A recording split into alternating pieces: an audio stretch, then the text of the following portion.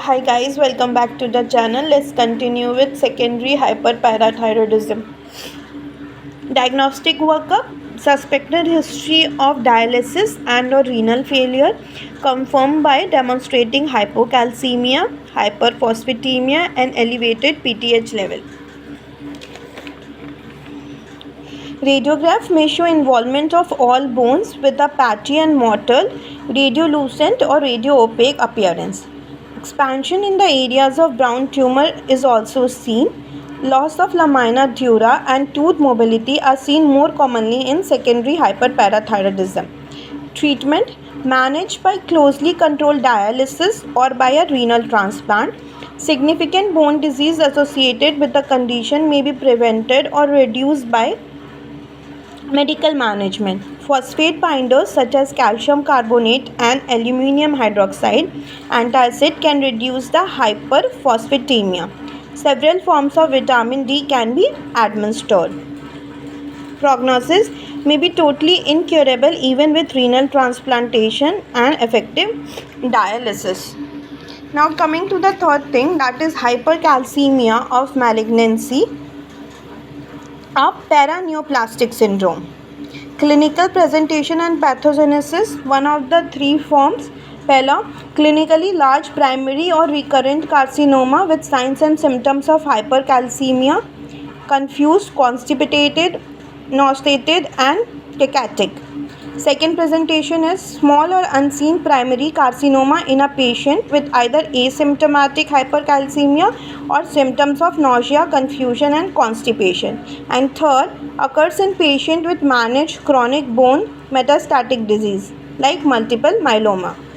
Certain epithelial malignancy will secrete a PTH related hormone, that is PTHRP, mimics all physiologic function of PTH, resulting in an increase in serum calcium level.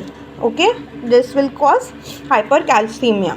What are the differential diagnosis? Differential diagnosis is also related to hypercalcemia. Primary hyperparathyroidism, multiple myeloma, sarcoidosis, adrenal insufficiency, over-ingestion of calcium and or vitamin D, and familial hypocalciuric hypercalcemia. What is diagnostic workup?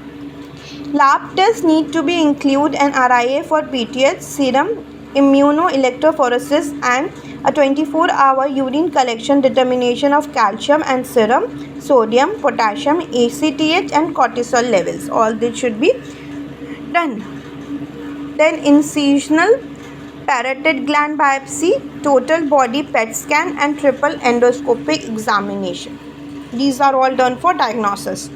Now treatment and prognosis. Malignancy is treated. Many are not curable. Hypercalcemia is treated palliatively. Mild hypercalcemia can be managed with an increased fluid intake. Paraneoplastic hypercalcemia of malignancy requires more aggressive management. Such cases are treated with 30 to 90 mg of disodium pamidronate in 500 ml of normal saline administration intravenously over 2 hours. And all be drugs है rather than disodium pamidronate, but we use drugs for the treatment of paraneoplastic hypercalcemia of malignancy.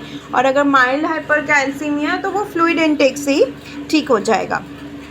Okay. Such therapy will induce a rapid decline in hypercalcemia over 1 to 2 days and last for 4 to 8 weeks before a repeat dose.